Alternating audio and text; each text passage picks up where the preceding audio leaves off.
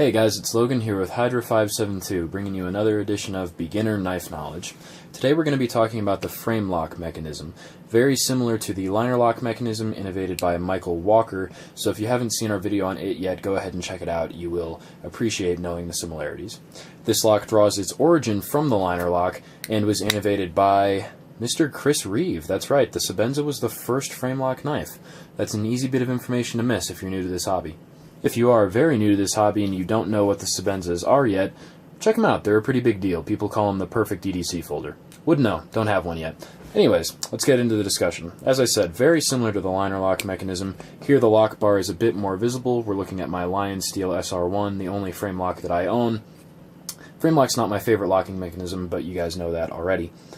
So, anyways, very similar to the liner lock. We have this lock bar, as it's called, acting like a leaf spring, pushing the direction that right now is down toward the log. And right now its process is impeded by the blade.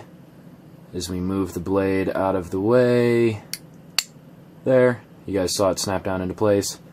There it is, holding the blade open. The blade is pinned from moving forward by that lock bar, which has swung down and in back by a stop pin, and impeded from moving side to side by the handles. It can move in no direction and is fully fixed. To disengage, we simply push the lock bar back out of the way, rotate the blade back in. Very similar detent system to that of the liner lock. In the lock bar, we have a little hole, as you guys can see from the outside there, and on the other side of this hole, that is on the inside, can't really see it, but there is a little ball pushed into that hole, and that is what is pushing against the blade. And when it is fully closed, as it is now, there is a small hole machined into the blade, and the detent ball is pushing down into that hole. That gives you handle retention, meaning that when you're walking around with a knife in your pocket, the knife won't open up. Also reduces friction during deployment. So that in essence is the frame lock mechanism. Really quick, let's talk about a few things that you're seeing on the Lion Steel that you might see on a couple other high-end frame locks. Namely, the hardened steel insert that is actually doing the lockup against the blade. This is important because the frame of this knife is aluminum, and aluminum would not do well. It is not hard enough there and could be damaged by the steel. You'll see even steel put on titanium. It just helps with not as sticky of a lockup.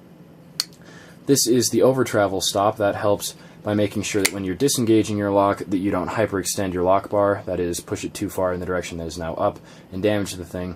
This one is a roto block. That means that when I don't have it tightened down all the way, you can rotate it, and they claim it makes the knife akin to a fixed blade, but we've heard those claims before. Anyways, that is how the frame lock works. Thank you guys for watching. Stay tuned for more of the same.